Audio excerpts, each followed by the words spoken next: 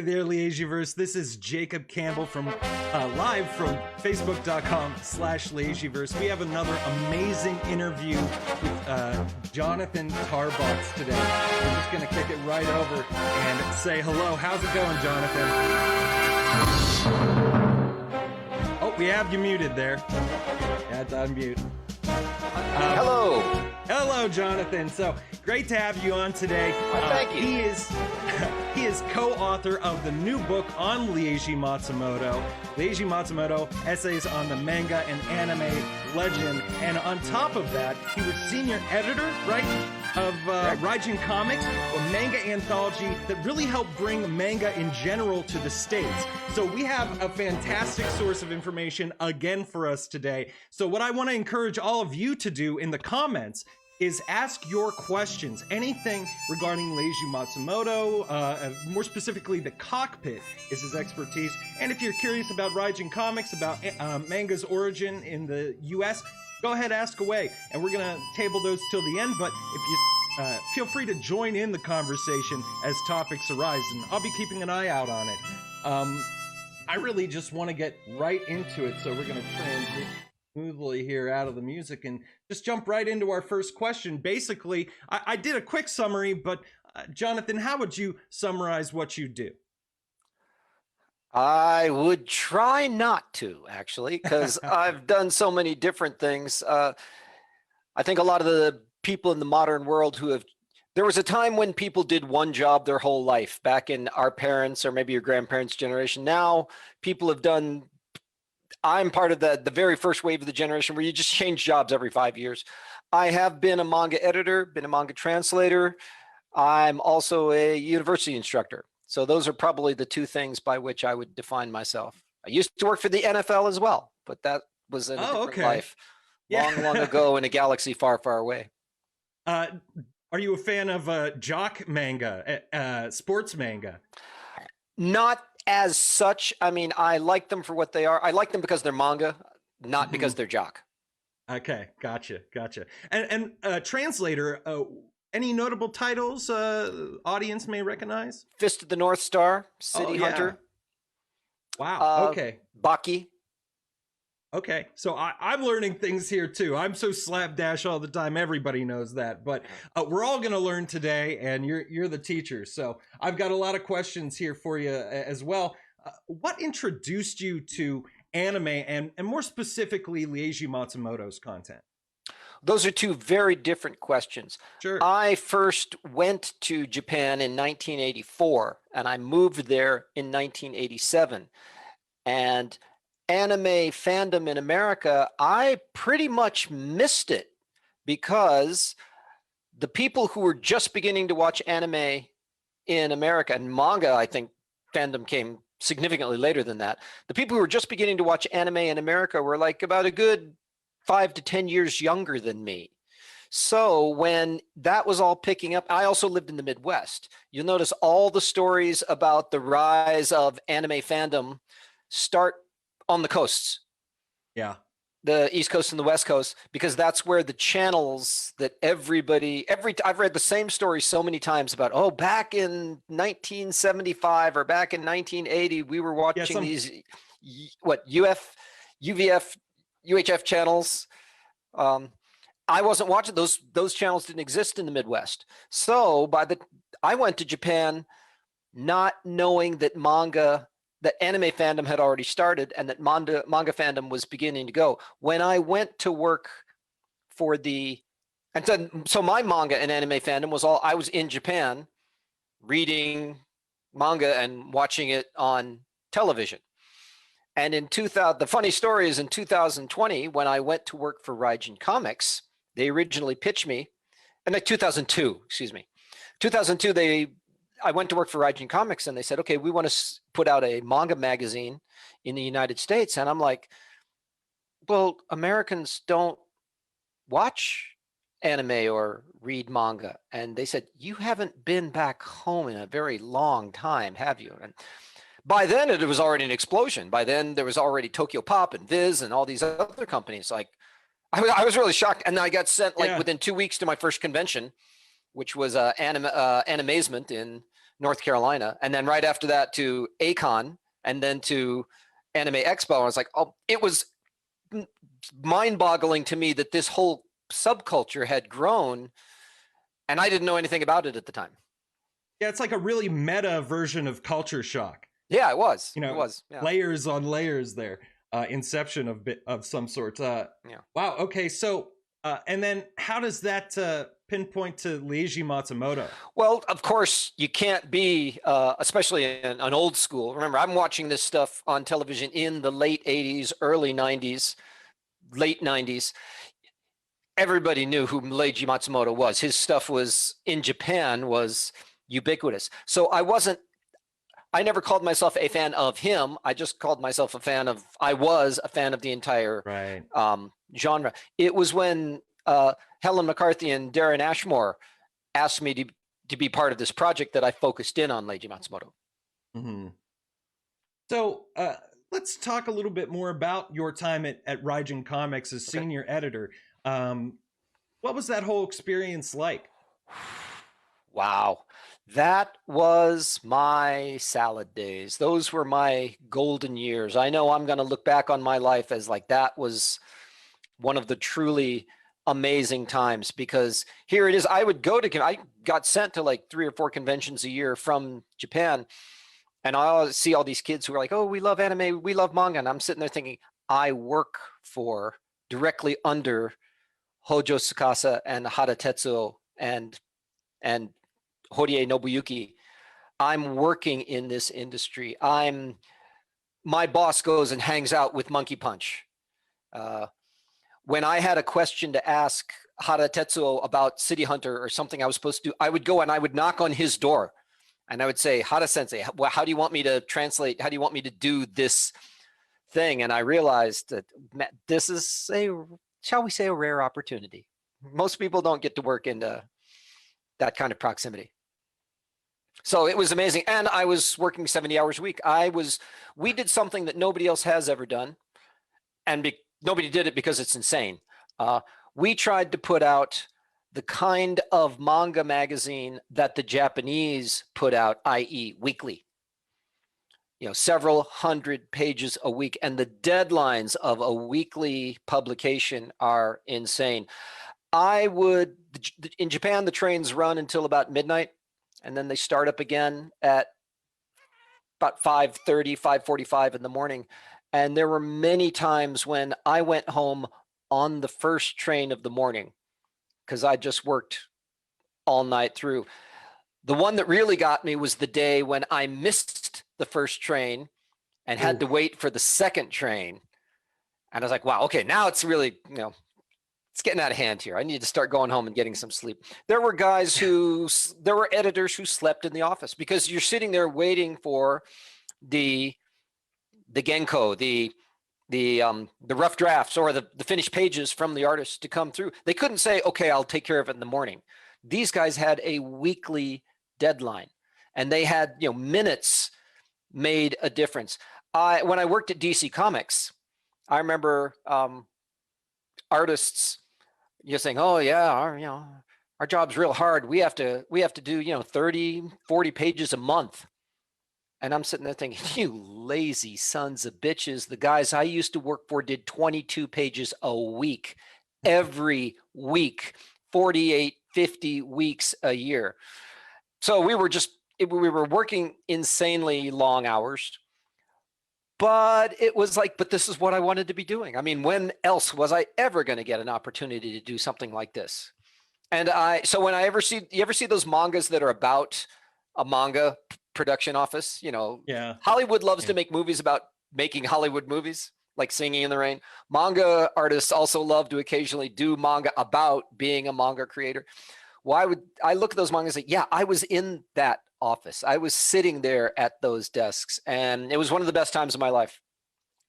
Yeah, and manga constantly are self-inserting as well. They're constantly creating characters of themselves in there. So, and Leiji Matsumoto, many cameos of himself and amongst all of his work.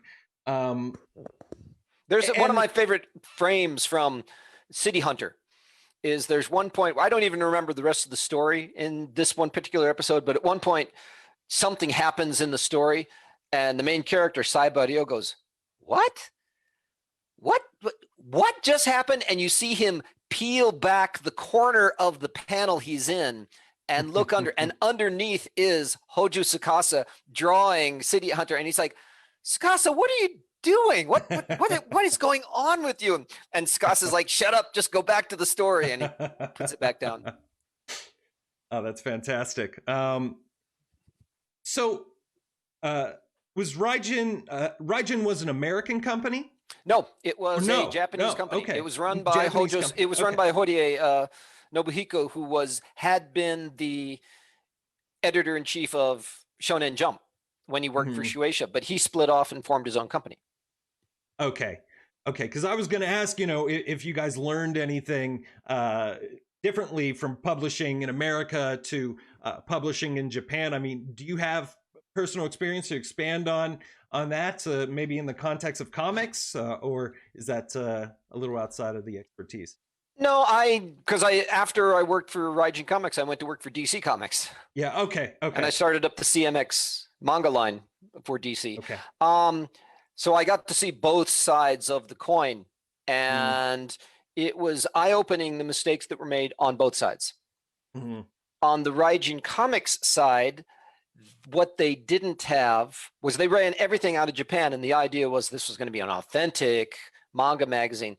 What they didn't have was American marketing support, and they didn't really have their pulse on their finger on the pulse of the American market and how to distribute. That was one of the reasons we went under after 2 years. Okay. Now, the other side of the coin is when I worked for DC Comics, they got into manga in 2004, or was it 2005? And their big mistake was they didn't have their finger on the pulse of the manga market and the manga fan. They were just doing it because, it's manga's trendy. Because you remember in 2004, 2005, that's when it was really booming. And the bookstores, the Barnes and Nobles and those kind of books were flooded with manga. And DC is a license or not a license E. I hope I got those correct. They're used to people buying their characters, and then they just collect the money, and they make their own stuff, but then they also license out. They're not used to paying somebody else for their content and bringing it in. And when you do that, there's a very, very slim margin. And DC is like, why are we doing all this work for this extremely slim margin? There were a lot of people in DC who didn't want to be doing this. Who like, we have Batman. Why do we need this manga stuff? And that's why that project didn't last very long. The people who are getting it right are people like Viz. They're owned by the Japanese, but they're run in America. And their staff is all American. So they're, when they select titles, it's Americans who are selecting the titles they're going to run. When they sell it, there are Americans dealing with American bookstores and things like it. So they did it right, and they're still around. And that's interesting you say that Raijin didn't really have a strong contact in America, but from my limited research, obviously, I did see that it was backed by Sega, and Sega of America, in America, I'm not sure if it was Sega of America, had such a strong presence, maybe not at the time, though, at 2002, as it did in the mid 90s. And perhaps then I'm just going to speculate and lead it to you. But Sega really kind of backed off on its American marketing departments and kind of shunned them in a way. They kind of disconnected from the American marketing side that had made them so popular. And that might have been the reason why Sega failed in general, too. I mean, could be.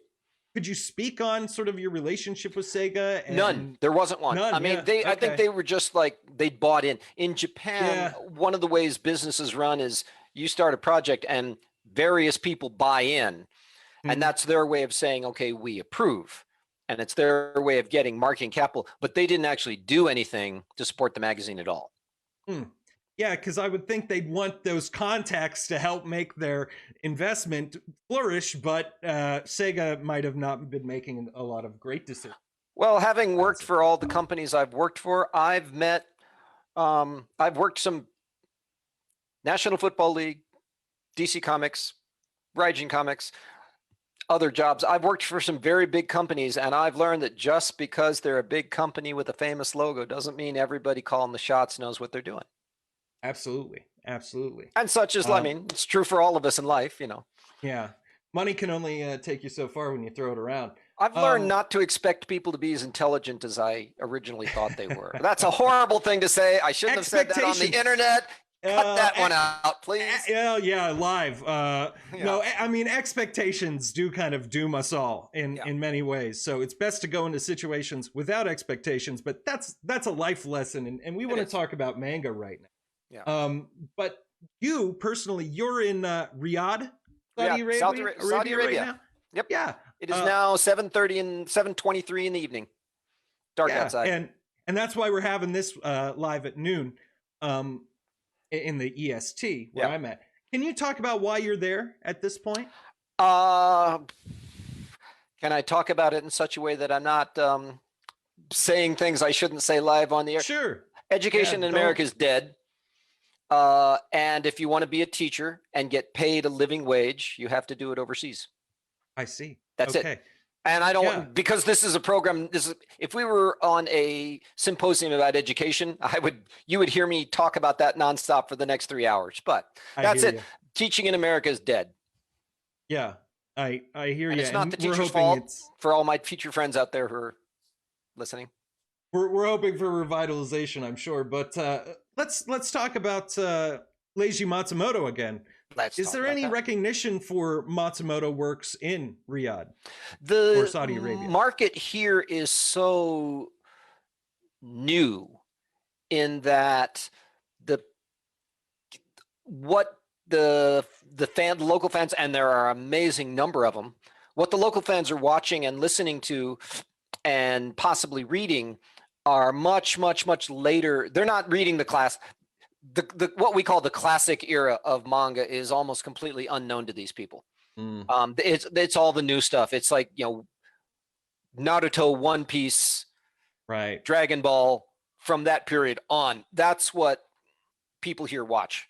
So the kids, there are a lot of big manga fans, a lot of big American comics fans, but the manga that they're listening to, or that they're reading, and the anime that they're watching is all, you know, 1995 is old, right, for them, right, is like before them. I'm teaching kids who are university students who were born in the 21st century. Yeah, and that just kind of blows me away. It is kind of a mind trip to see what the Zoomers are up to. Well, for those of us who are into what we call the classic eras of, you know, manga, we're all thinking about stuff that was written back in the, you know, the 70s and the 80s and. Yeah. Well, outside of your current living situation, like you said, you used to be a resident in Japan. We've gotten a little bit of insight on this before, but what was your personal experience as a Leiji Matsumoto fan in Japan, or at least somebody aware of Leiji Matsumoto? You said he was ubiquitous at a time. Yeah. So what was that like? It's just that he was so amazingly influential. People like Leiji Matsumoto, Tezuka, and oh my gosh, I'm embarrassing myself because I can't remember the name of the person who created Maison Ikoku and Inuyasha and I'm embarrassing it. I never met her, so that's why I don't remember it. But you know, these three people are the kind of people who, if you get one really big hit, you're like a star and you've made it rich. These people all had like 5, you know. Right. She's had like 5 or 6 hits. Tezuka had everything he ever did was a hit. Leiji Matsumoto was also that kind of character. He did so many things, all of which were hits, or at least a lot of them were hits. That up to a point. Up to a point, yeah. And so, I mean, do you enjoy the, have you been sightseeing? Have you seen the landmarks for all of these different mangaka? Anything stick out to you? Have you been on the boat? Actually, you know, I was your typical like New Yorker who never went to the Statue of Liberty. because when I was there, you don't quite have that same tourist mindset. And especially when you're working in the industry like I was, you're like, oh, I'm too busy to go out. What was later in my life, I went to the town where Gegege no Taro, that author, was from. And it really is set up, because it's a small town up in Ibaraki Prefecture, Totori Prefecture, north of Hyogo-ken. It's out in the boonies, and he's like their one famous son. So there's all this local stuff. There's all these big bronze statues of Gegege no Taro characters and I was like, oh, this is what it's like to be like a tourist and go off and see this stuff. It's pretty cool. Now that I'm not working a 70-hour week like I was working when I was in the manga business, I actually would like to do a manga pilgrimage tour. And now they have them. Now you can get online. You've probably seen these where you can get online, just get these. First go here, then go here, then go here. And yeah, I mean, I live next to a presidential trail, but it'd be a lot cooler like if it was manga dudes. Yeah, that'd be cool. But when you live in Tokyo, I was in Tokyo for 8.5 years. There's so much going on. There are so many different things. Now, all right, our office was in Kichijoji, and Kichijoji is where there's a lot. Kichijoji is what I call the golden mile. Only it's much more than a mile. There is a stretch from Ikebukuro through Shinjuku to Kichijoji and slightly beyond. And the reason I call that the golden mile, it's this one train line on the JR. 80% of all comic book pages in the world are produced within like 500 feet of that train line. Like all the big publishers are there, every single one of them. And because the publishers are there, a lot of the artists live there too. So Kichijoji is kind of a real nexus, and Kichijoji is right next to Kichijoji appears as the neighborhood of Kichijoji appears in a lot of manga, and Inokashira Park. And Inokashira, there's a big pond in Inokashira Park, and Inokashira Park is a setting for lots. You'd be surprised how many manga like one scene will get set there. Like there's a scene in a GTO, in the very first volume of GTO, where you're finally finding out that this guy who's just gotten a job as a school teacher was actually a huge gang, a punk gang boss. And they're dunking some guy in the pond upside down, and that was in that pond. And so every time I see that pond, I'm like, oh yeah, I've been there. I used to walk past that every day. That's where the Ghibli Museum is in that park. Okay, cool. Yeah, I mean, you write what you know and what's around you. You take the reference you have, especially in a time where maybe film was more limited. Drawing from life was absolutely essential. It still is artistically, but we're obviously spoiled by the internet. Unless you're doing sci-fi, in which case there's not a whole lot of like Matsumoto did. Yeah, well, in his case, it's good to have a huge interest in mechanical engineering, and he sought that out on his own. So let's talk about the cockpit, which I believe is what you write about. Yes. In the book. And we'll get to how you wrote your part of the book soon. But I want to just cover some basic questions about the cockpit. The cockpit being a series of manga stories originally that Leiji Matsumoto illustrated. He had a huge passion for World War II and the planes therein, and his father was a military pilot. We know a lot of these things. They've all been chronicled, and we're hoping that now you can give us even more insight specifically into those works. Later made into an anime, and then that anime got dubbed. I think it's probably the highest quality Matsumoto thing to come out. Yes. Maybe in the 20th century in terms of animation quality. So let's dive a little bit deeper into the cockpit itself. How did you first discover the cockpit personally? Well, it's when we were discussing this book. We were all like, okay, who's going to do what? We can't all just write on, the captain or Captain Harlock or Esmeraldas. We all got to do different stuff.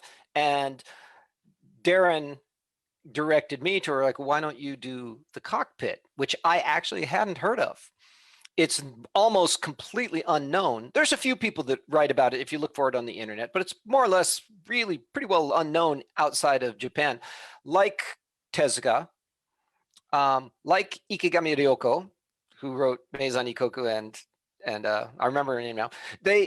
There are works they do that everybody knows, and then there's all this other stuff they've done that only people in Japan remember. The Cockpit is one of those, and it's not an ongoing series. It is 30 years worth of one-shots that he would just throw off these one-shots. None of them are consecutive stories. Almost none of the characters. It's 18 volumes, by the way, and almost no stories have a reoccurring character. It's all individual different stories. And it is fascinating to me because we all think of Leiji Matsumoto as this great sci-fi writer. But there were two series he did that were about, quote unquote, the real world, real life. Otoko Oidon was about him being an unemployed young guy, like between college and work. And this one was completely about World War II. And World War II had a massive impact on his life. His father's job was to train kamikaze pilots.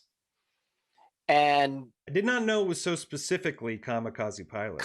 Well, they trained pilots, but yeah, the kamikaze pilots were basically drawn from the wider pilot pool. So it's not like, okay, my job is to teach you how to crash into a plane, but his job was to train young pilots that he knew would die.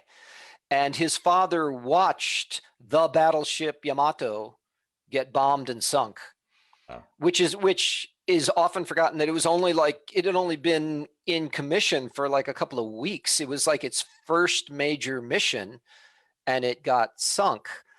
And that was one of those times where it's like, they had very little, they had very little resources. The war was coming to an end. They were already on the losing side. It was, success for 2 years and then a downward spiral for the next 2.5, 3 years. And there's, okay, let's make this huge battleship, and this will be our last chance. Goes out, boom, gets sunk. And that's when a lot of people, especially Matsumoto's father, said, that's it, we're done for. So Matsumoto's experience of the war was basically the whole losing part of the war. And that's what the Cockpit is about. There's nothing very rah, rah, let's go Japan in the Cockpit at all. It is very, very, some of it's very, very pessimistic. Some of it's very, very sad. It's all extremely real. And this is what I want to say to anyone who just thinks that Matsumoto is a sci-fi, fantasy, not the real world kind of writer. No, he wrote some extremely real stuff about soldiers dying in combat. He definitely did. The only thing I wanted to maybe contest here is that something I didn't mention when I was introducing the concept of the Cockpit is that it's been uploaded to YouTube.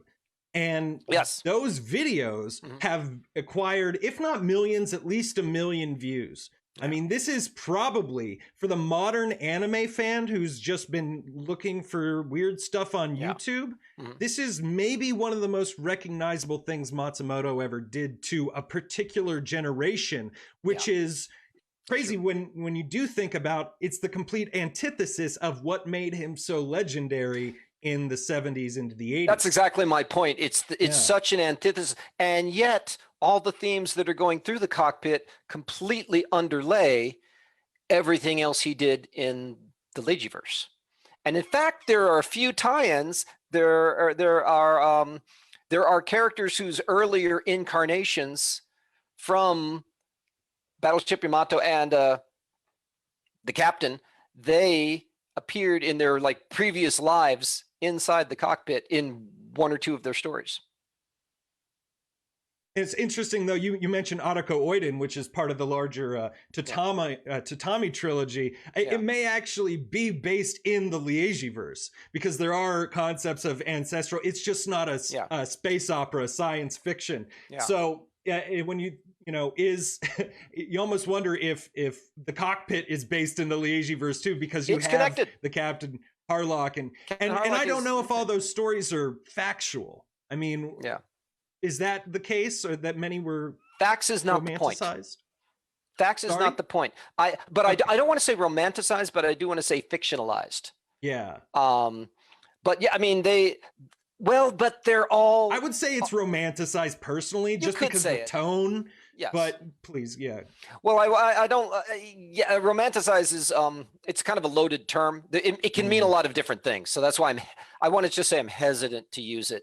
Yeah, it's such a real topic to romanticize. So, and it's very delicate because we're talking about Axis soldiers, and that's another big, thing we'll get to discussing here. But well, that's what's to me is fascinating about the Cockpit is on the one hand there are direct connections to the Leijiverse, and on the other hand he's specifically talking about specific battles and specific conflicts that actually occurred historically. So in the Cockpit is where he brings history, real, verifiable history, and the Leijiverse together is in the Cockpit. And it's really fantastic, and it's been really touching and moving for a lot of people. And maybe we'll just stay on the emotional side of it for a little bit longer here. And I want to talk about you've been on both sides. You've lived in Japan and you've lived in America. Yeah. And let's start with Japan. What is the Cockpit's significance in Japan? I mean, good question. I'm not sure. Well, I never went to Japan and asked people, like, have you read the Cockpit? So it's kind of hard to say. I would say that there has been a subgenre, is that the word I'm looking for, of famous mangaka who write like fantasy stories, but also wrote about their experiences during the war. And sometimes some of them were actual soldiers. Some of them were actual, and others like Leiji Matsumoto were the children of soldiers. And they wrote about very, very real, poignant experiences. Like Onwards Towards Our Noble Deaths, for instance, or Grave of the Fireflies. Everybody knows that one. Or Barefoot Gen. Yeah. Is Barefoot Gen? Okay, yeah. Barefoot Gen's the bombing. And there was a Shigeru. Yes, that's him. He did Onward Towards Our Noble Deaths. He's the guy who wrote Gegege no Taro. But he actually did a whole series on his actual experience. He lost an arm in the war. He had to learn how to draw all his manga with his left hand because his right arm got blown off. Yeah, absolutely. And got malaria and survived through all of that. I mean, yeah. So when you're talking about those greater, sort of subgenre of works, do you know how people feel about those in Japan? Have you spoken with any older Japanese people, perhaps? Because that's where I'm imagining most of that connection would come from. The significance. You've now made me want to go back and ask them. Yeah. well, please do and get back to us. We can always have another one of these. Darren and I were spitballing about a round table maybe some days, so it would be great. Yeah, absolutely. Well, what about America then? Do you have any idea what the significance is? Like, we just talked about it getting at least 1 million views on YouTube. It's one of the only depictions of fictionalized Axis soldiers that's available anywhere. I mean, I can't think of another one that exists. That's available in the West? Yeah, not much. Not much. Yeah, I mean, do you have any words on how it's impacted ally nations? No, I really don't, because I've never thought to ask people, what do you think of this? I do know that there is in Japanese film, there's also a long history of depictions of the war that, just like the manga depictions of the war, vary between this, what I would call romanticized version, against these very, very realistic and very, very pessimistic version. Fires on the Plain is an absolutely dismal story of the Japanese soldiers after their supplies have been cut. They start cannibalizing each other. I mean, it's that kind of movie. And there's a whole bunch of manga that are just like this. So, and these did get read. I'm very, very sure these got read. They're just not as seminal as Battleship Not something Yamato. the kids are picking up off the shelves intentionally. Exactly. Yeah. It's a different tone. It's for the an writers adult wrote audience. these stories because they had to get this stuff off of their chest. They didn't write these because these are what are going to sell hotcakes like Naruto and and Yu-Gi-Oh. Well, it was an important message too. I mean, just speaking of older manga fans, even when you were senior editor, and you know, maybe you guys would talk about demographics and who this is for and who this connects with, and maybe you got the opportunity to speak with the older manga fans. I mean, what were they after at that point? Do you have any kind of freewheeling question here? How do you feel about the older manga? The older manga fans in the 90s and in the 2000s were really more interested in the slice of life manga. All of these great depictions of World War II were almost all from the 70s and the 80s. And at that point, they were like back issues of things that someone may have read. As far as what people were reading in the currently published magazines at the time, this was already an old issue, and it was already another generation. Even the people who were in their 40s at that point had been born in like 1960. Yeah. Whereas Matsumoto and his generation were actually alive during the war. So the people that those were written for were already 60, 70 years old, and they probably weren't reading manga anymore. It almost seems, as we're talking about it, like I know Matsumoto personally had a lot of grievances with Yamato and the potential for it to get across the wrong message, a more imperialist message. Yeah. And trying to separate the rebirth of Japan from the remilitarization of Japan, you know, going back to a former glory. No, he wanted to go forward towards a new world. And it seemed like some of these authors might be, you know, writing these more action-packed, more military drama style mangas, and maybe wanting to put something out there to maybe stir some. Oh, that's Leiji Matsumoto. What's this? Oh, it's the Cockpit. I know him from this or that, and then they get a whole another side of war that is maybe more traumatizing. Yeah. Well, it was true. All of these stories were published in major magazines, so they were read at the time they were published. Alongside maybe a shonen, though? I mean, yes. Okay. Yeah. Wow. Well, I'll always remember that there's a demographic there's manga demographics going all the way up into the 40s, you know, people who are 40 years old. So, you know, there are businessmen's manga magazines. Oh, okay. We don't really think of that in the United States because even now we still think of comic books are for kids, even though now the age of people buying comic books is in their 20s and 30s. Nonetheless, the idea of like, let's make comic books that are directly targeted at people in their 40s is unthinkable in the United States. But in Japan, there are manga magazines, Business Jump. Shonen Jump is for young people, but there's Business Jump and there's Business Champion. There's these magazines that were meant for people in their 40s. And that's the magazines these stories were appearing in. You know, and like political thrillers and stories about businessmen.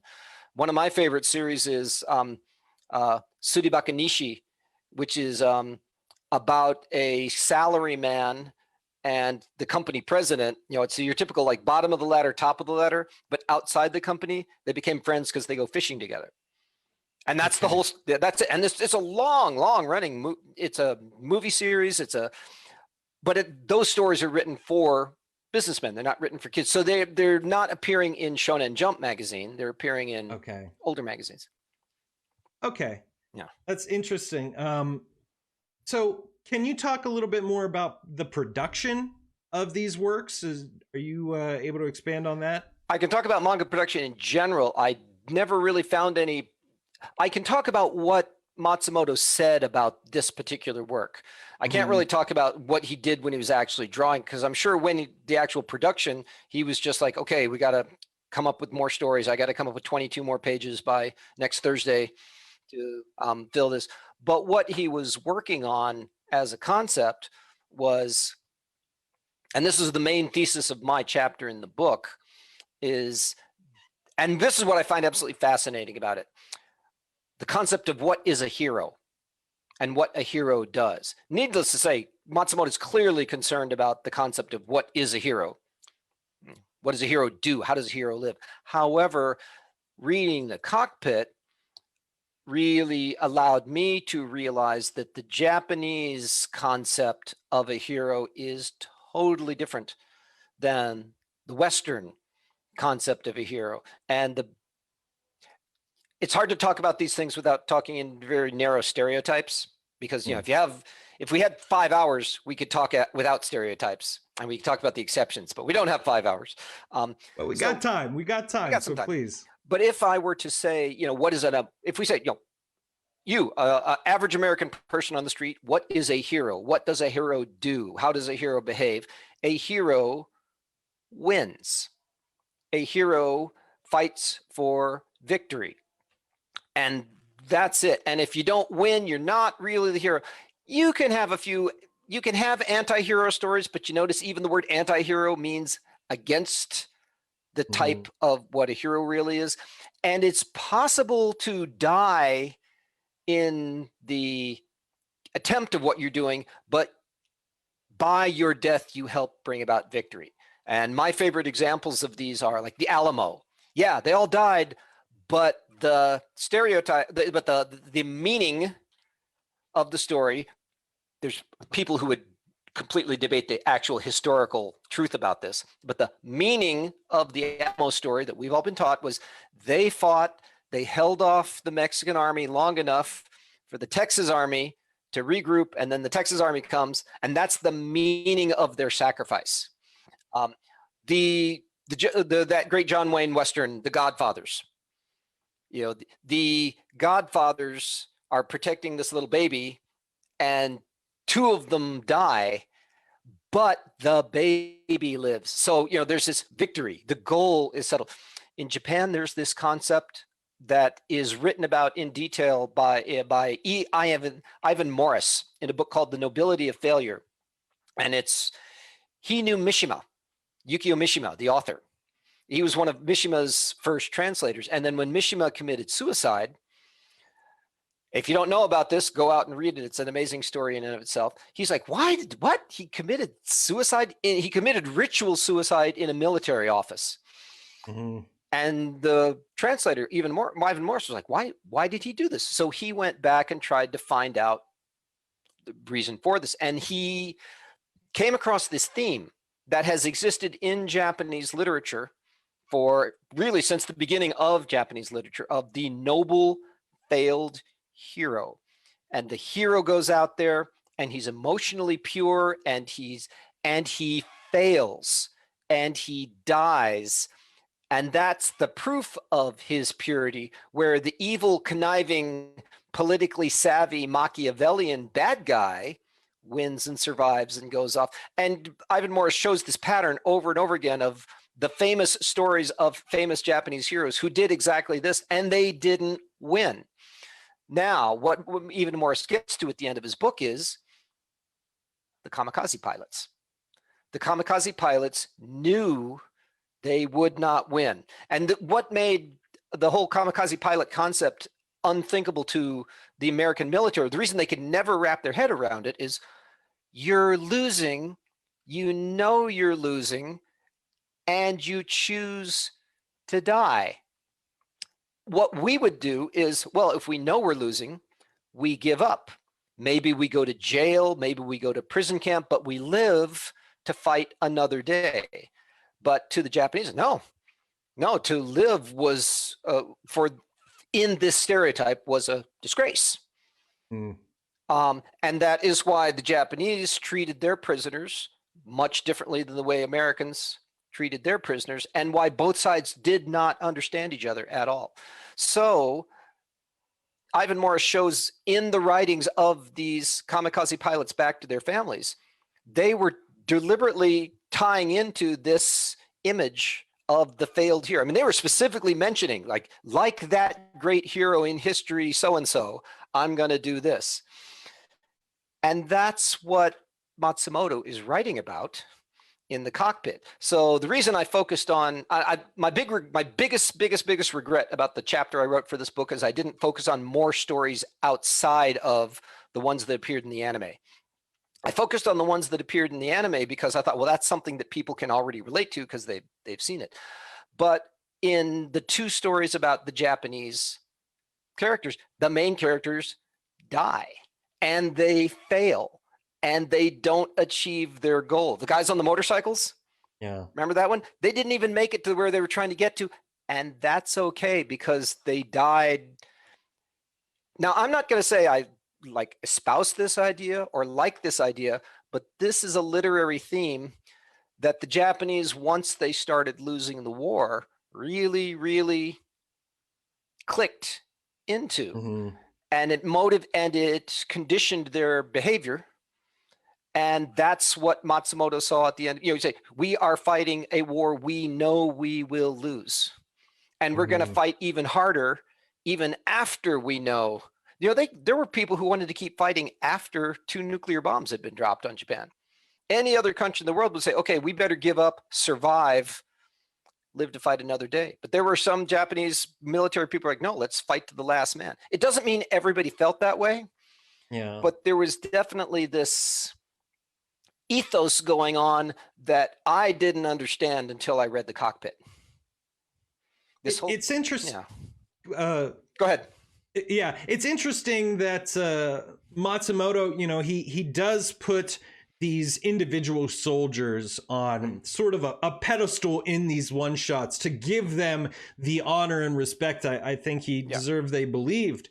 But then there's also another side to his ethos, and I don't even know if he was sort of illustrating what the old ethos was and the honor and respect that they could have, but in his other works, he was espousing sort of an evolution of that idea. That may have been inspired by his father's change, and his father is Harlock. His father is the leader who chooses to fight on a different side, take a different angle. Any words on that? Any thoughts on how he saw things? I completely agree with your analysis. I mean, I think that's that's quite right.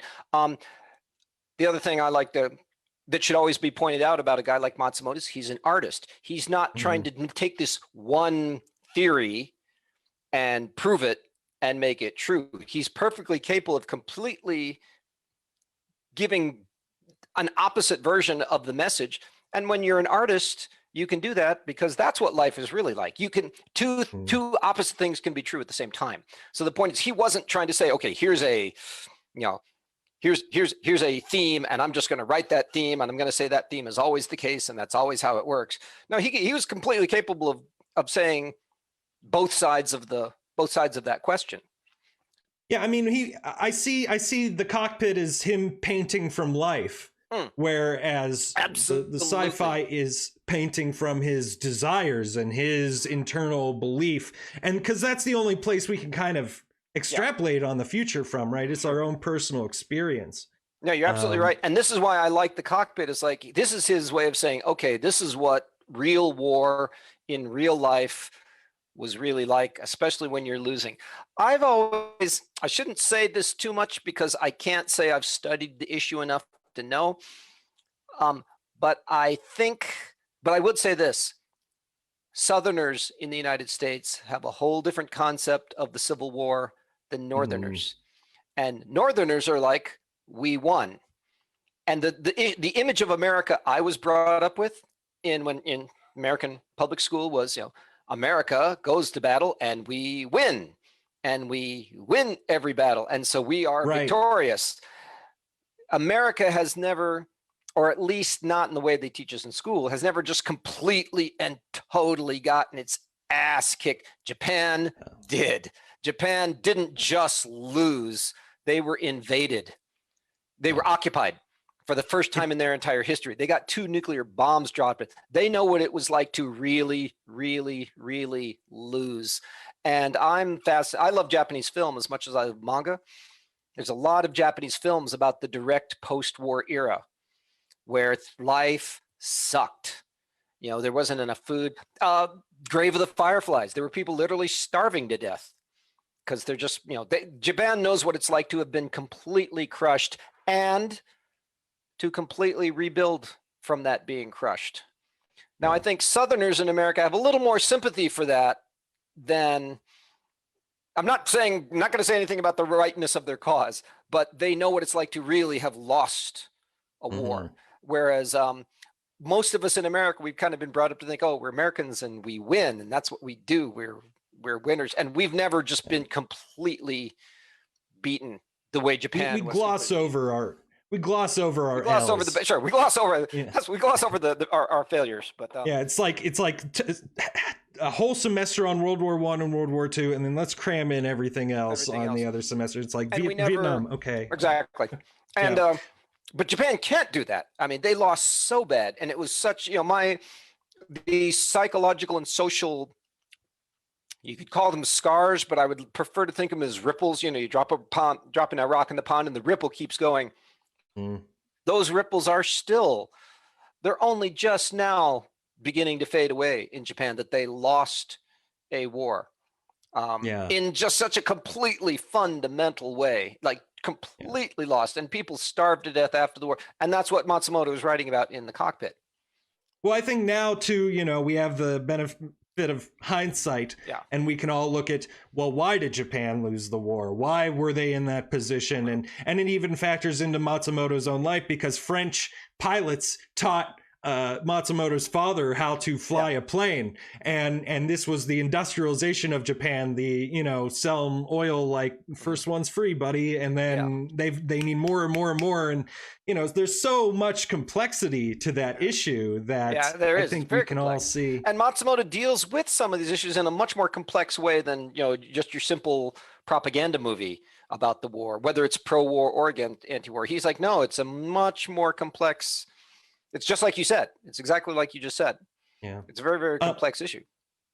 So, I feel confident saying this as an expert on manga, and we're talking about the reconstruction of Japan. Yeah. Do you have a unique insight on manga's impact on the miracle economy in Japan and how that came about? I do not have a unique insight on it. I have an insight on it that a lot of other extremely intelligent and well-read people, I think, would share. And that is this: the reason, let's go back to the story of what I call the miracle, the golden mile, you know, the miracle mile where all this manga and anime is being produced. After the war in America, comic books actually went down. They boomed in sales during World War II because the GIs were reading a lot of comic books. There were huge amounts of comic books American comics being sent to Europe for the soldiers to read. After that, their economy was very good. Television is, you know, created. The movie industry booms. You know, the golden age of Hollywood from 1940s to 1960 was going on, and the sales of comic books went down concurrent with, as we all know, seduction of the youth. You know, we got to make the comic books code. Now comic books are bad. You know, they're an evil influence. Comic books definitely made a dip until the 60s. Whereas in Japan, after the war, suppose you are a creative person. Television didn't even exist really until the 60s. The movie industry had been pretty well crushed, and you know, there were people still. There were the great works of Ozu and the great works of Kurosawa being made, but at the same time, the industry was, you know, just to have the material to actually get celluloid to make the film was really, really hard. But if you want to be a manga artist, all you need was a pen and a piece of paper. And if you wanted to be a consumer of pop culture, you might not have been able to afford to go to the movies. Going to the movies in the 50s in Japan was like, wow, you got tickets to a movie? Wow, you know, who'd you sleep with to get those? Everybody could get manga. And in fact, manga were being rented out. You could actually go and get rental mangas, so that one magazine would go pass through 20, 30, 40 hands for like 3 cents. You got 3 cents, you got to read it for 3 days, and you had to bring it back. All the people this is my theory, all the people that wanted to be creative in the 50s went into manga, like Tezuka. Completely unproven, I can't prove this assertion at all, but I speculate that if Tezuka if the peak of his career had been in the 70s, he would have been making film. He would have been making he would have been making television. But at his time, Leiji Matsumoto and Tezuka and all these other great artists, this was where they could go, and this was where the market was for the consumers, and that caused the huge manga boom of the 50s and the 60s, which then led to the anime boom of the 60s and 70s and 80s. And it specifically is because they lost the war. And it's because Tezuka, built that infrastructure for the kids in the 70s who created the anime boom in the 80s in Japan. And then, all this sort of stuff compounds, and it's really awesome to think about. And I just noticed here, we do have questions coming in from the audience. So everybody sit tight. We're going to try and get to everybody's. I think we'll have plenty of time to do so. We don't have a ton more questions here, but I did want to ask you, in your research on Leiji Matsumoto, what's the most interesting tidbit you found out about him? Well, again, before writing this, I hadn't really done any, I'd seen his stuff and I hadn't really done any research. And then I started reading basically Darren Ashmore's writings about Leiji Matsumoto, and that his father had actually seen the battleship Yamato sink. That kind of puts your whole, wow, now how you see the battleship Yamato as a character. I mean, it's a character in the anime in the way that the Starship Enterprise is a character in Star Trek. You see it in a whole new way, like, oh, his father actually saw the real thing sink. Yeah. And that had a direct impact on his life. That was the one that really kind of blew me away. It is fantastic, and it's also insane that his neighbor in his apartment building handed him the blueprints to the Yamato prior to him creating the series. I mean, if there was anybody handpicked by the universe to make these things happen, it's Matsumoto. It seems that way. Oh, the battleship Yamato just so happens I've got this set of blueprints in my house. Would you like them, young man? That was definitely. That wasn't a human being. That was one of the kami. That's one of the gods who was sent down to like, all right, your job is to live next to Leiji Matsumoto for 10 years until he's just at the right age, and then you're supposed to hand him this document. It's really mind-blowing. One thing I would like to say about that is you'll notice, or it's certainly something I didn't think about that until I started doing this chapter of the book. I have a whole thing on technology. And this is what makes technology is the one part of, there's a lot of manga, as I told you before, that are drawing on these very, very old themes. But there's one thing that wasn't an old theme, and that is technology. And anybody who's watched any anime just knows how much the Japanese love technology, including Matsumoto. Why? He had two famous, really, really famous space-going vessels. One of them was a battleship, and the other was a train. A train. Something that runs on tracks that goes into outer space. Anybody else in the entire world who's going to write, I'm going to write some sci-fi, okay, I'll make a spaceship. But Matsumoto deliberately said, no, I'm going to pick a train, and I'm going to pick a World War II battleship. And I think he's got that same love of technology that Miyazaki also has.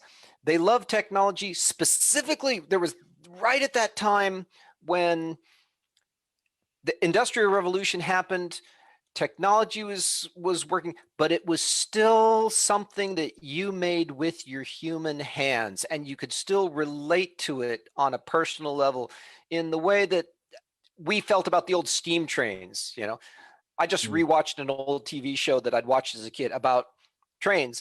And there was a time when an automobile, was something that if you really wanted to, you could literally take the whole thing apart and put it back together in your front yard. Even as late as the 1950s, all the gearheads, that's what they're doing. They were building their own cars by hand. The steam train, all the technology you see in most Ghibli films, it's about people who sit there and do it with their own hands. By the time of, Ghost in the Shell, technology has become completely dehumanized. It's beyond us. It's bigger than us. It has subsumed us as individuals. But there was this point in time when technology, like, even the Battleship Yamato, yes, it was major technology, but it was still kind of, in a certain sense, handmade. I think you know what I mean. Yeah, I mean, there was a lot of hands-on. There weren't as much a computer-aided sort of 3D. Exactly. I'm missing the word that I'm supposed to be using here, industrial word, but yes. Yeah. Yeah. So I think there's a certain love-hate that that people like Matsumoto have with technology, because on the one hand, they just love it. They just love building this stuff. And on the other hand, they know that the very technology that they love so much is the technology that's going to cause, or did cause, World War II, and will eventually lead to the Ghost in the Shell, Evangelion, Akira, Galaxy Express world, Galaxy. Well, see, Galaxy Express, the train is still an old-fashioned train. With but the machine body is what I thought you were going on. Yes, you're right. You're right. I that agree with Ghost with in you the Shell. I agree with you there. And that's really interesting. And it's Tochiro, who's sort of a Leiji Matsumoto implant in that world. He's often depicted doing that sort of hands-on mechanical work, even with this incredibly advanced technology. There's a key action-packed episode of SSX where he's working on a radio transmitter, which ends up saving them. And then in Endless Odyssey, he is basically handcrafting, the gun that will reset everything. Not too many spoilers there, but that is an interesting thing to point out, that he himself has a love of putting his hands on the technology and working with it. I think the same when I watch Miyazaki's The Wind Rises. It's like, it's about a guy who, yes, he knows that the war is a terrible thing, but he loves building these planes. And they're still building them by hand. I mean, he's still sitting there putting the screws in the side of the plane, as opposed to like computer-aided design and the anime that we then saw in like the 80s and the 90s. Yeah, it was definitely a shift there, and away from the more romanticized. It's an ambivalent love, because they know it's going to lead to the Hiroshima bomb and the war. Yeah. Well, and then you've also got space aliens invading, and what are you going to do? You got to have it then. So I think there's also a sort of hands thrown up at it's gotta be there, or else you won't be able to fight the space aliens. Yeah. If whatever they represent. Yeah. So, what do you think the future of the Leijiverse looks like in terms of Matsumoto's works, his IPs being brought back? We got Jerome Alquier and Itsubashi, I believe, working on it. I mean, what is your take?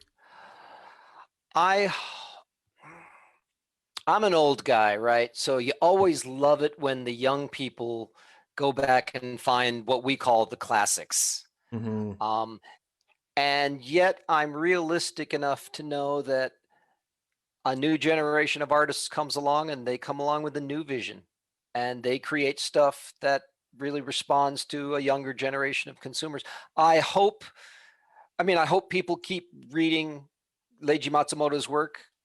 It's still, I don't know how much of it is still in active print. It's still attainable. And that's the one thing I love about the whole current online. Like, I read all of the Cockpit on Kindle. I've never physically owned a paper copy of it, and I think this is the great thing about it is you can do that so much cheaper. When I was in the print industry, it's like, okay, once something goes out of print, it kind of like disappears, and that was always a big thing for authors. Like, oh, my stuff's not in print anymore, it will be forgotten, which was true. Now, however, if things can get on digital copies, they can theoretically last forever, and you hope that people will keep reading the good old stuff. So whether the kids in the future will keep reading it, I certainly hope so, because it's timeless stuff. It's got an academic quality to it at a point. I mean, there's, kids in art schools should be reading these things. Yes. I mean, anyone who's interested in comics, this needs to be part of a curriculum. And I know that comics are being brought to curriculum more and more.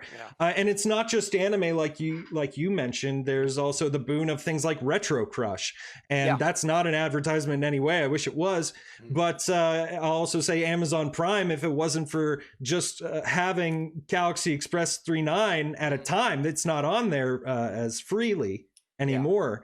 You can still get it, but if it wasn't for that, that just happened a couple years ago for me, and it's led to so much so quickly. And that's just the world we live in. It's much faster now. So you're reminding me of stories of the guys from my generation, like, when we were young, we used to have to watch 6th generation, video copies of badly sub stuff. You young kids don't know how good you've got it. But I think it is great. You can now get this old material that just was not available, and it can be saved cheaply, and it can be produced cheaply, which means it can be purchased relatively cheaply. And that means people are going to have access to it. And I think that's a great thing. That is something I'm severely interested in getting more and more. I mean, there's such a small fraction of Matsumoto's manga that's actually available here. Oh, very little, very little. Extremely. A small fraction of Tezuka's manga that's available. There's so much of there's so much stuff out there that he did that even Japanese people haven't read in a long time. But and we were lucky that there have been some movements made to get Tezuka specifically into digital form. However well or poorly the companies that did it, that's a different story entirely. But just because one company didn't do it excellently doesn't mean it's not the future. It's hard to be first to market, right? If you're talking about marketing, and I'm sure you've talked about it quite a bit in your career, you usually don't want to be first to market. You want to be a fast follower. I don't want to be first to market. I want to be best to market. Right. Fast followers have the ability classic to stuff means is you can really, because when you got a new product, like Dragon Slayer or Demon Slayer, there's going to be a real pressure to crank that stuff out real fast. When you're doing the classics, you have a little more leisure to say, okay, let's sit back, let's get a good translator, let's do this, let's take some time and do it right instead of doing it fast. Yeah, and there's a demand for, I mean, that's how it has to be presented, because I don't think the otaku historian is going to be keen on something cranked out quickly. They just to get it in their hands. They want more, and they want this kind of information too. They want the backstory behind it. They want 2 or 3 pages at the back of each volume saying what happened and what was the production like. And the work deserves it. Yeah, absolutely. And the work absolutely it's academic. The good stuff, the Leiji Matsumoto stuff deserves to be read, and it deserves to be studied. That's why we put together this book. This was the first book in English that was really a full book. There's plenty of people who love Matsumoto's work, and there's plenty of people who have written things online, very good stuff online, but it's never been, there's never been the opportunity to put it together in books like this, and to give it, let's face it, putting it in a book gives it a certain prestige that will mean the academics and the people who study things will, take it a little more seriously, which it completely deserves. Yeah, you guys have put out the first book in English of its kind, and here's hoping it's filling up libraries and university shelves and being read and studied, because the study, I think, is what's going to draw people in, because it's so fascinating, the historical context. Do you know much about Leijiverse fandom? And how it actually you know way more about that than I do. Well, as I told you, my whole experience with fandom was I was in Japan. Fandom there isn't fandom. Fandom is just like, it's like watching sitcoms in America. It's like, well, you're not I'm a sitcom fan. It's like, no, everybody does it. So you don't have to have a But then you don't have to be a Dan Harmon fan to like Rick and Morty, right? Exactly. It's just exactly. there. You just like Rick and Morty. Whereas you in America, in some ways, I think a lot of you guys, your fandom brought a whole lot more passion to it, and you valued it all the more precisely because it was harder to get. At least it used to be. Yeah, and now that it's becoming so voluminous, the amount that has to come here, and there's so many people. I mean, a vocal minority can become like this big outrage mob. It's so it's like a swirling typhoon right now, and nobody know where is anime and manga gonna land, or is it just always, does everything have to be just a tumultuous churning of public outrage all the time for everything? I don't know. Is that the world we live in now? In Japan too. They've got you know, the fanboys over there can be just the same about you know, stirring up outrage. I think they do it because it gives them a sense of that they exist. Well, and otherwise they're just sitting there in their mother's basement reading manga. Excuse me. They don't have basements in Japan. They all live in apartments. So they're sitting in their back bedroom with a huge stack of manga magazines. Well, that's possible. So, you know, we're talking about what the future of his work looks like. What would you say his legacy is as a creator? What did he contribute to the art? What sticks? Okay. What's remembered? Themes and style definitely come to mind. I mean, it's many other people have talked about how much his style has been copied by other artists, and you know, we all know about the Daft Punk video, right? They Rest wanted in peace, him. Daft Punk. I'm sorry. Rest in peace, Daft Punk. Rest in peace, Daft Punk. Yeah.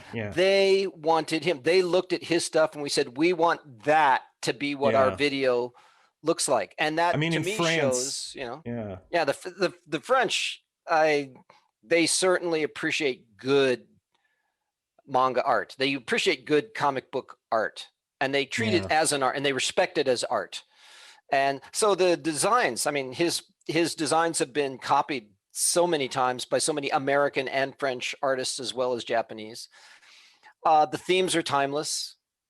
You know, I think it's always hard to specifically say why a certain story has legs, but there's some stories that just have legs. Star Trek, just whatever Gene Roddenberry thought of, you know, there are plenty of people who saw it and they thought, oh, that's not going to be, but it clearly had something that people wanted to keep watching. Leiji Matsumoto stuff has that quality. There's just like it's good.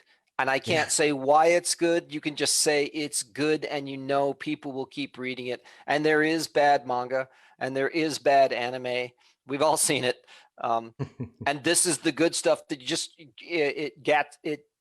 you read it and you're like, you know, this is the good stuff.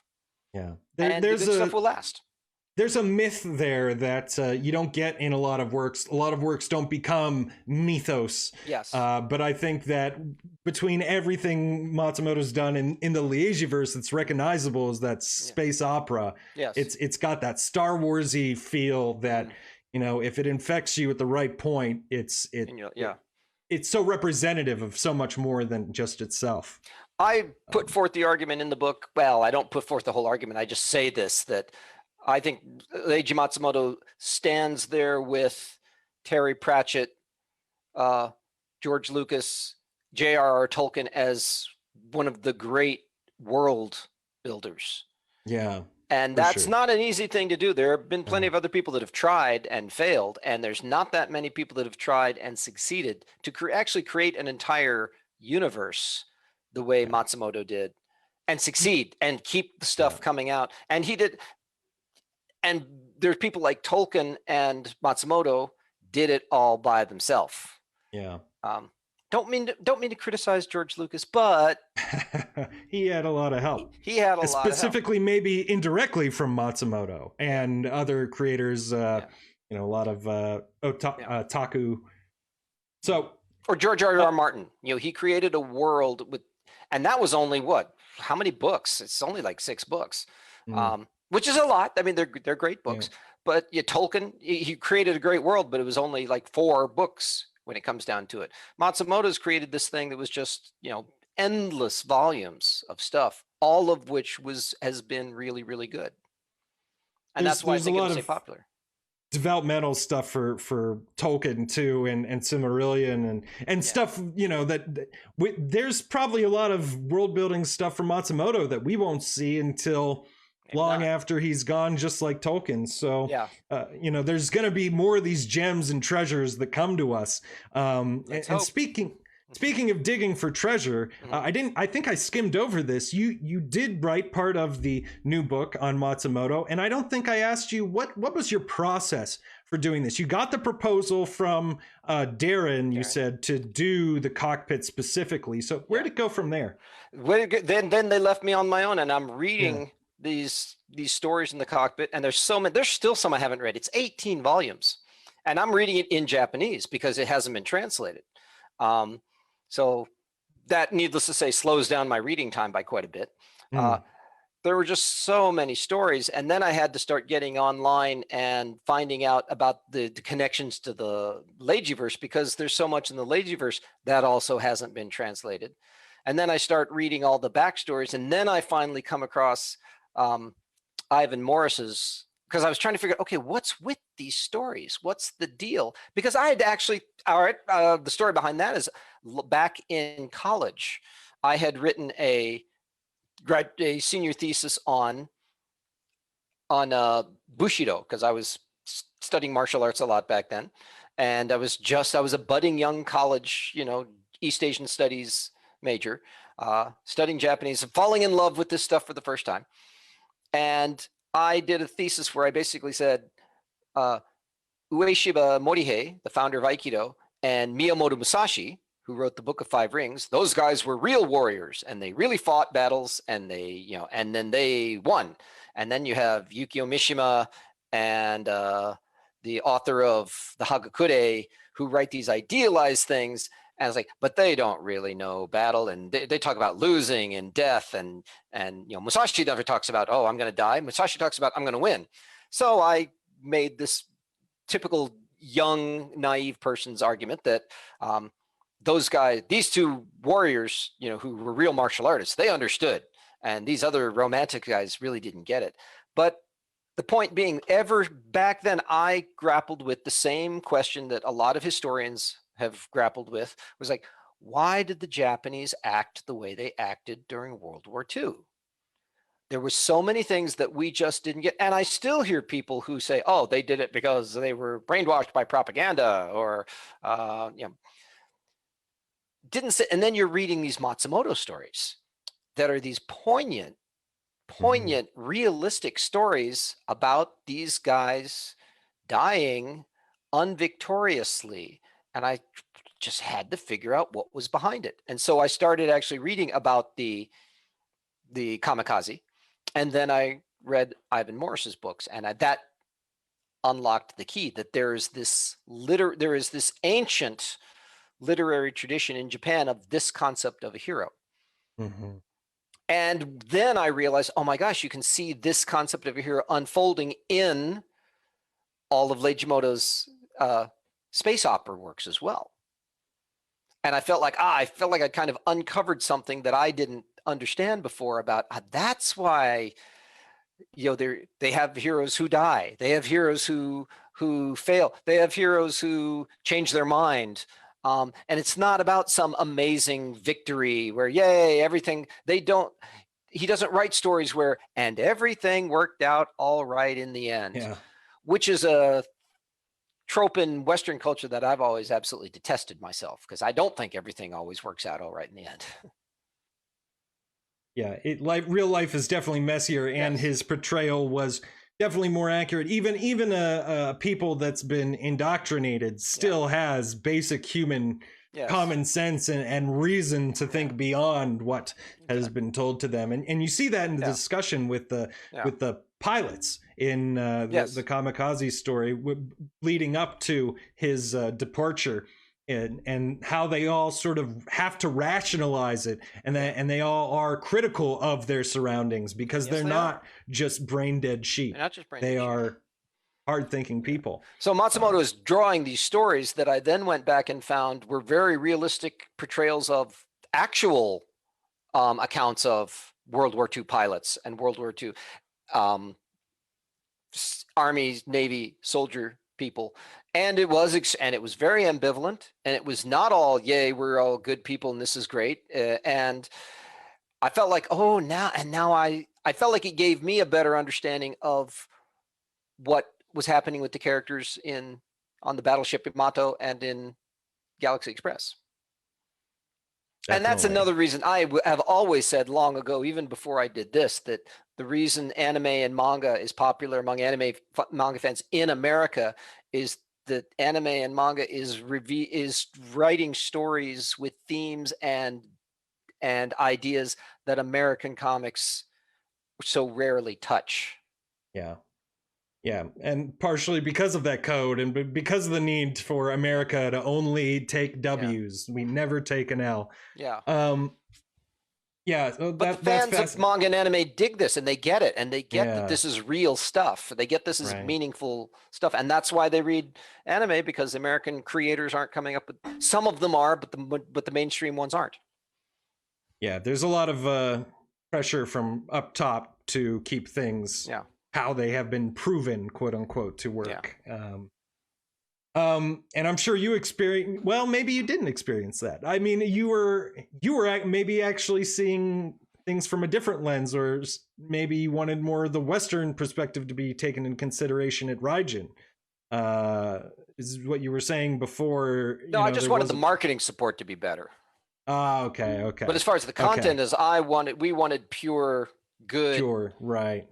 Back then, younger people might not remember this, but there were days back when there were certain companies who would just like totally rewrite the they just were completely rewrite the dialogue just however they saw fit. And I dealt with people in the early days of not just that company, but other companies who are like, we'll just take the pictures and we'll just write dialogue that fits. There was an idea like, okay, we'll get one person to translate the story and then somebody else to come in and punch up the dialogue. And so they'd get these well-known, sometimes American comic book writers, but who had no concept of the original Japanese story. Right. And the people that did the good jobs were people like Mike Richardson at Dark Horse, who really appreciated the work for what it was. And they're the ones who did Lone Wolf and Cub. And they appreciated Lone Wolf and Cub as Lone Wolf and Cub. They didn't try to Americanize it or make it something it wasn't.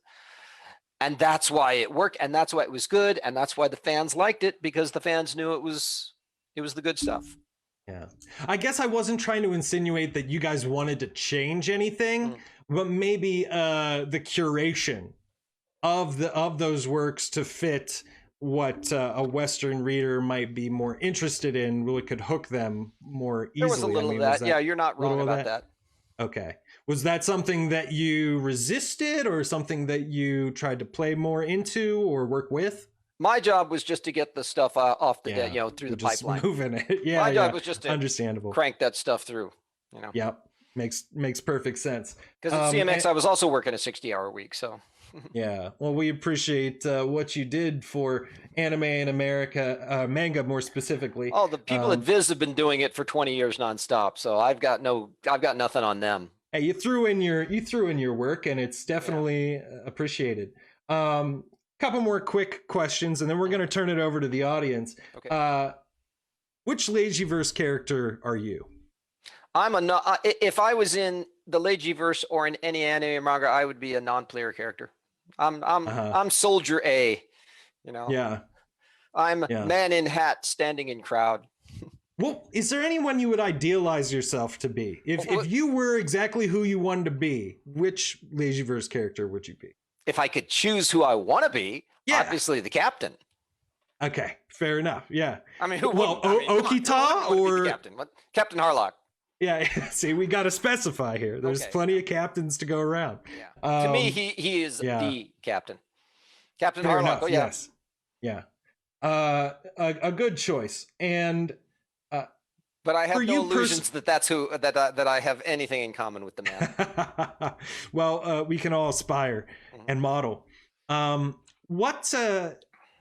Just overall, I know you said that Matsumoto, you were aware, but you never really took that deep dive. In taking this deep dive, what are the takeaways? What kind of change in your life has the Leijiverse made for you?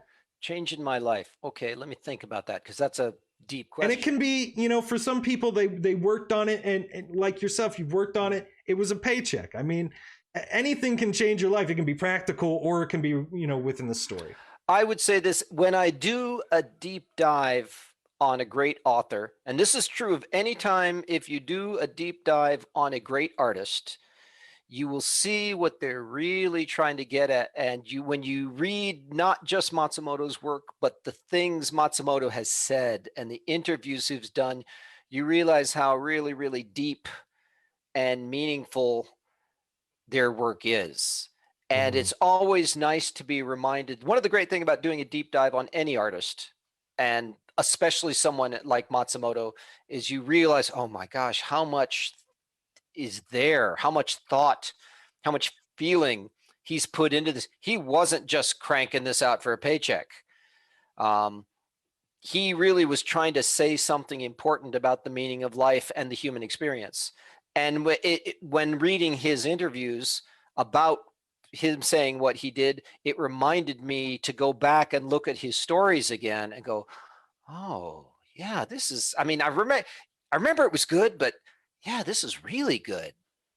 So that's how it changed my life. Yeah, it reminds you that this isn't just a paycheck. It reminds me, because if you're like me, it can easily turn into a paycheck. You're just kind of cranking stuff through. You actually forget to read the stories. You're just like, okay, I just got to get these translations out. I just got to get the words on the page. I just got to get the page to the printer. And one of the problems with being a manga editor like I was is you stop reading it for fun because you're just too busy. So to do this, like I did with Matsumoto, made me go back and like, okay, let's take my time. Let's read these pages real slow. Let's look at these pictures and think about the story. And that's how it changed my life.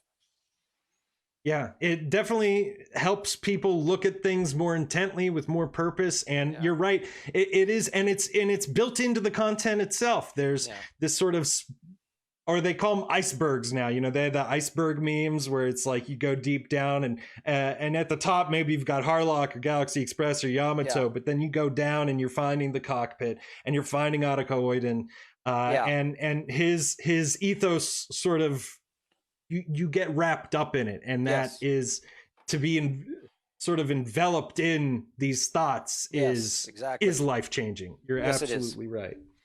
And Jonathan, I want to thank you again. Before we start taking it to the audience, guys, this is your chance now, your last chance. Get in those questions. I'm going to go through our comments and try to ask Jonathan, at least get his side of the story on your comments and questions here. Let's start out from the top. We've got another page that we're a fan of, Captain Harlock and the Arcadia. They got some good memes going on over there. May have a typo in it, so I'm going to try and... Jonathan, there's a missed opportunity or longing to change an event. Oh, sorry. Is there a missed opportunity or longing to change an event in your career that you are open to discussing? So maybe a missed opportunity. I'm in Toastmasters. For those of you who don't know, Toastmasters is, you know, where you practice public speaking. And the one thing I'm glad I do it, but the one thing I don't like about Toastmasters is they're really into this, you know, goal cast, you know, strive, life is good, you know, get out there and do. And to make contest winning speeches, you have to give all these, you have to give like, yeah, here I've learned all these things and now I'm going to strive it. I don't do that.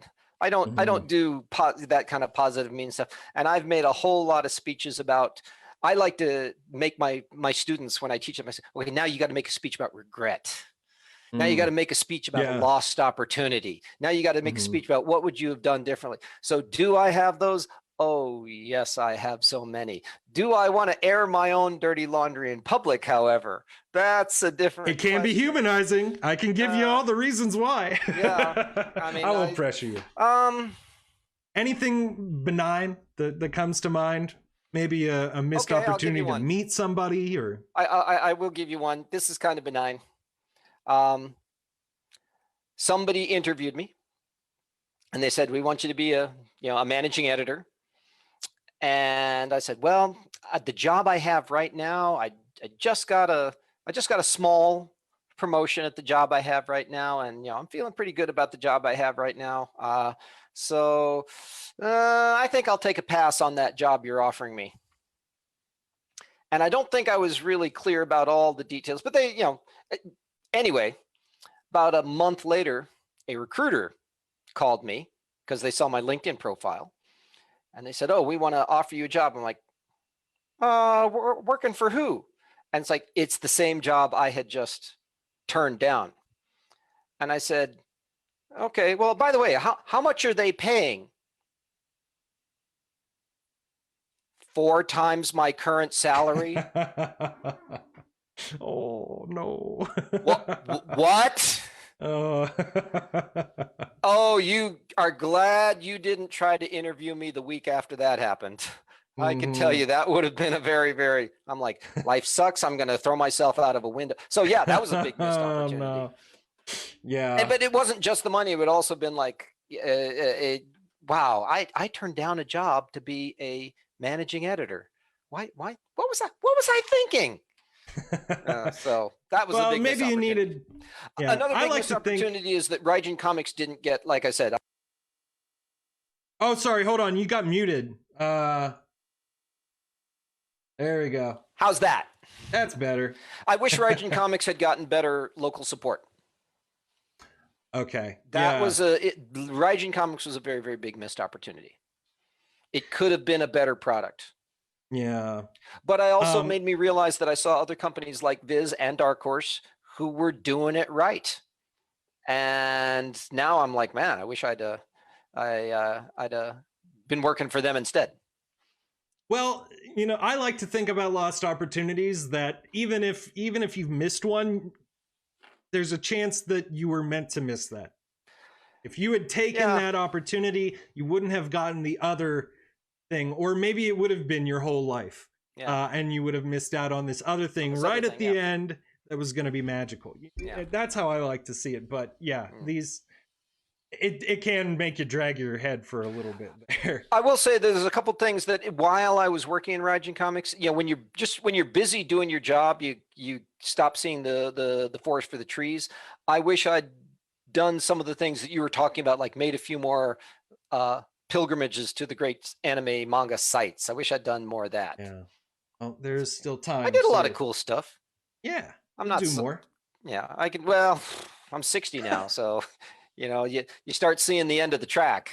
Hey, we'll talk about cool stuff in the future. I'm gonna keep talking. We're gonna do some cool stuff. At least a round table. We'll talk more. Okay. Somebody's saying, actually, in one story of the Cockpit, there's a person named Kodai, and he looked a lot like Leiji Matsumoto himself. What? Can you talk a bit about that? I have no reason to believe that Kodai deliberately was Matsumoto inserting himself, but I have no reason to not think that, because as we've mentioned before, Matsumoto, like all the great manga artists, in the end, they do self-insert quite a bit. And if anybody in that story is Matsumoto himself, it's Kodai, the older soldier, not the young idealistic soldier, but the older one who really appreciates the futility of what he's doing and does it anyway, and still finds beauty in what he's done. Yes, I do think that was a kind of a Matsumoto, but in the end, let's face it, all art is about the artist. There's that absolutely whole, And I've been thinking, I haven't really broadcast this, but I think all myth and all like these grand stories, they're not really like telling us about how humanity works, they're telling us how a human works. Yeah. And when we're talking about the good, evil, the forces posed against each other, these are just our internal struggles that are illustrated for us to break down. I think that's more effective looking at it than, oh, well, Jason is Jason, the Argonauts are the Argonauts. Yeah, I agree with that. Something along those lines. Every time I tell the story, I'm telling the story about me, because I'm going to interpret it. I'm going to change it. I'm going to write it differently than the story if you told the Jason the Argonaut story, you'd tell a slightly different version than I would. And the story you tell would be, it's exactly like what you're saying. The story you tell is the one about you, and the story I tell is the one about me, and the story Matsumoto tells is the one about him. I think I can answer this one. What came first, Arcadia in my youth or the Cockpit, or Cockpit Arcadia? I think you're asking if Arcadia in my youth came before or after the Cockpit animes, and the Cockpit manga came. What years were those published? The very first episode of the Cockpit was 1969. Okay. And in fact, when it ended? 90s. It was something I mean, it Yeah. spanned 30 years. Because Right. again, it was just like one-shots. little individual one-shots that he did Right. one at a time. And Arcadia of My Youth is the name of a episode in the Cockpit. The very first Oh. time he uses that is Okay. a early pre-incarnation of Captain Harlock appears in the Cockpit. Does that predate Gun Frontier? Not sure, because again, the Cockpit, he would always be doing the Cockpit while he was doing other stuff. Yeah. So yeah, it whether could that would coincide. predate, whether that particular episode predates Gun Frontier or not, I'd have to check. Too. Maybe we'll look into that. But I'm sure you could find out. Yeah. Leiji Shaw, his website, is translated. What are your thoughts on Interstellar 5555? Thought it was brilliant. What do you think about that? Did you watch it when it first came out? Was it impressive Not when it first came out. you? It is impressive. It is impressive. It's what do I think about? I mean, it's great. I mean, I don't have any. I wasn't prepared for this question, so I don't have a nice pithy answer. It's great. Go out and watch it if you haven't. Yeah, that's my answer. Definitely worth a watch. Also, wasn't there a storyline where Harlock was Derek Wildstar's brother Alex? Please discuss. That's not so much Jonathan's expertise. We're talking about Yamato and how Captain Harlock was supposed to be featured in it. Yeah. I mean, do you have anything to say on that? I don't have anything to say about that. Yeah, it's a thing that happened. It was cut out originally because the original series was truncated. It wasn't doing very well up until after the first movie's release. I believe he still appears in the Matsumoto manga of Cosmo. I don't want to be that guy, but please. But please go ahead, be that guy. No, seriously, I'm fine with it. Watch my anime and read my manga in Japanese. So these bastardized versions like Robotech, I never saw. You know what?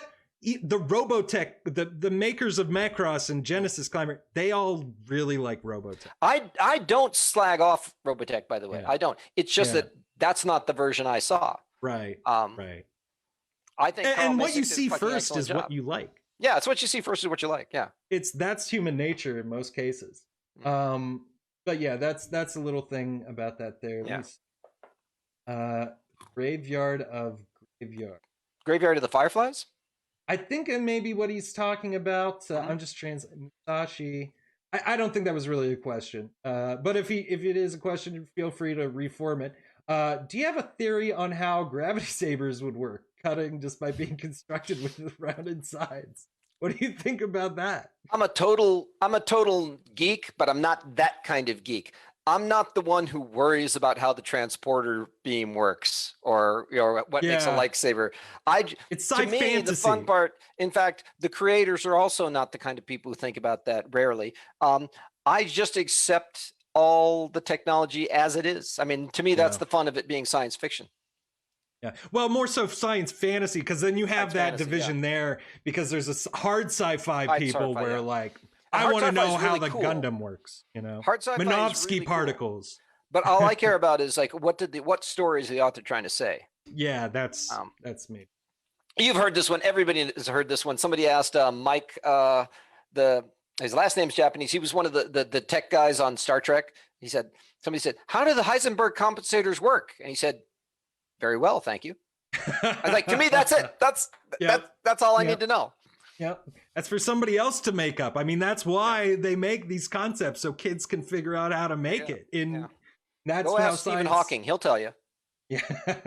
There's a story of Stephen Hawking going through the Deep Space Nine set, and they went to like the warp core at some point, and he said, "Yeah, I'm working on that."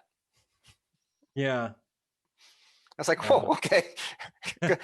Wow, that's pretty cool. Yeah, whenever I read science fantasy, I'm not the least bit worried. Interstellar 555, it's a train that runs on tracks that goes through outer space. I'm not going to spend any time. To me, I treat it like myth. Yeah, it's a mythos. And they even do explain how it works like that, I think you meant to say the 3-9, and they did slightly touch on it. You were just talking about 5-5. Right. Like, that's how they. they do touch on it. They're like, Tetsuro looks at it, he's like, it's just a train, and Maytel's like, you don't appreciate all the force fields and all the light speed travel here, and she gets into it. So I like how the kind of Rintaro's kind of like, you know what, shut up, you hard sci-fi kids. This is sci-fi. That's how I'm this like, is how we did it back in my day. Yeah. Your friend Tom is saying hi. So Tom Shedler. Tom Shedler. Hello, Tom. Yeah. He said we grew up son together. Jake, we went to school together. That's my name as well. Jake is a big fan, and he'll know that an old buddy of his is into anime and manga, so that's good. Yeah, we got the new released here. Boy, I'm really glad I publicized this thing on Facebook. It seems like me too. Two of my friends are actually watching. This is cool. Yeah, and we'll have more people. Anybody watching the replay? I don't think I said that beginning. Thank you for watching the replay. Leave your comments here, and Jonathan, maybe you can check back up at the comment. I'll let you know if anything interesting gets asked. So Christopher Parent says, I have a friend that I want to introduce to Leiji's works. Where should they begin? What order? The Cockpit? My Youth in Arcadia? 999? Grew up watching these backwards. Star Blazers and Space Cateers got him hooked. What do you think? That's such a common question with anybody who's got a serious world building. The same question comes up about Terry Pratchett. Like, where do you start? Even Tolkien. It was like, well, with trilogy Tolkien, or Hobbit first. Who knows? You either read the Hobbit first or the Silmarillion, but basically Hobbit, Lord of the Rings, Silmarillion, and still a question. Yeah, it's still a question. But with something like Leiji, just dive in. I say, what do you got at hand? What do you got your hands on? Nowadays there's more and more stuff you can get on things like Amazon Prime and where else can you see Leiji stuff online? Retro Crush, there's still some stuff on there. Yeah. Crunchyroll's got some stuff. Tubi's got some stuff. It's all over. It's not well concentrated. The good news about Matsumoto is it doesn't matter where you start. Just start. Yeah. It's the ring of time, thankfully. It's just going to keep going. I do have an answer for this. Okay. The first Galaxy Express movie. That is... Can't hurt. Can't go wrong with that. You got a kid antagonist that you can live as. You can vicariously be Tetsuro. Yeah. Everybody's introduced. It's action packed minute per minute. I mean, most Matsumoto work has a lot of long pacing in it. It's not void in 999, but it's minimized. It's compartmentalized, and Rintaro keeps you fully aware of the whole movie. It's a movie that you can watch all in one go, and that'll let you know whether you like this stuff or not. I think you will. Get on board if you have a brain and a soul. Everybody on the space train now. Why doesn't anyone talk about Star Zingers? Probably just poor distribution. Poor distribution. Yeah, I mean, there's so much stuff that just doesn't get out. Why doesn't anybody talk about the Cockpit? It's not translated into English or French, as far as I know. Well, we're thankful that the animes are, at least. And that's the thing, like, a lot of people will just be like, have you seen the anime where some, Japanese guy is a kamikaze pilot? Like, that's probably the context that it gets discussed in of the people that have seen it. But it's hard to get people kind of like into the Leijiverse that way. They're thinking about World War II, not... That's the thing, though. The Cockpit really isn't the Leijiverse. Right. The Cockpit is what you read, if you want to read some really cool... World War II from the Japanese point of view, but it's not for if you want to get into the Leijiverse. Captain, what Hardlocker Avatar? That's a trick question. I believe Avatar is the Italian, or no? Oh no, isn't that Star Blazers? Oh, right. We were talking about which captain. You said the captain. The captain. I'm trying to recontextualize these old questions here. I'm getting confused. Do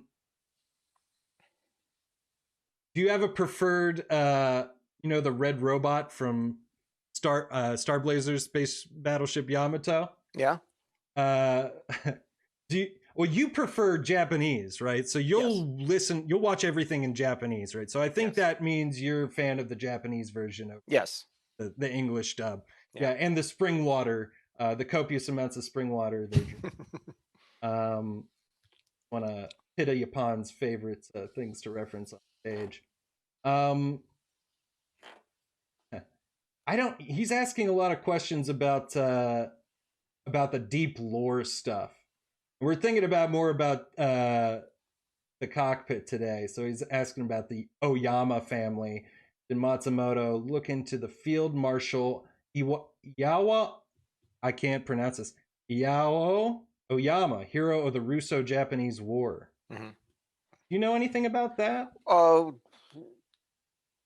no, I really don't. Oh, I'd never heard about that, Pity Upon. Oh, I have to look into that a little bit more. I'll even admit it. I have not read all of the Cockpit. It's 19 volumes in Japanese. Yeah.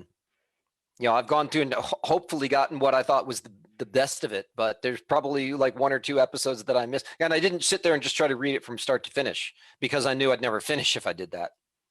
Mm-hmm. Well, if anybody has any more questions, you got to get them posted like right now. But yeah, like I said, Jonathan, thank you so much for taking so much time to sit down and talk about the Leijiverse and the Cockpit today and the context therein. And again, I'd love to have you back on at some point. Maybe we can get that roundtable going with Darren. And if I had the wherewithal to do it and my job didn't keep me so busy, I could easily see going back through the Cockpit all over again and writing an entire book. Yeah. I was about to say I could easily write a graduate thesis on this, but I'm not going to say that because I don't want to give anybody ideas today who might scoop me. Yeah, you may. There's a lot of otaku historians on this page. A lot of otaku historians out there. Yeah, there's a lot of essays being written. Forget I said that. Well, maybe it's time to get on. You put yourself on the burner now. Yeah, so I really have to create. But there's plenty of other Matsumoto stuff you guys can go off and write your dissertations about. Leave this one alone. It's mine. It's been done. Well, we'll be talking to you more in the future. I know it. So I appreciate your time. Thank you, everybody, for hanging out on this Leijiverse Live, doing this fantastic interview. Again, please pick up the book, Leiji Matsumoto, Essays on the Manga and Anime Legend. There's a link in the description. It supports this page. It supports Jonathan. It supports Darren and Helen and everybody else. Please go and do it. It's the first of its kind, and we need more of this kind of stuff. Jonathan's writing the next book right now, so stay tuned. I'm already writing. That actually is true. Awesome. All right, Leijiverse. Oh, can I ask you for a salute as we head out? A Harlock salute. Hey. Oh, okay. Oh, yes. All right. Thanks, everybody. Talk to you soon.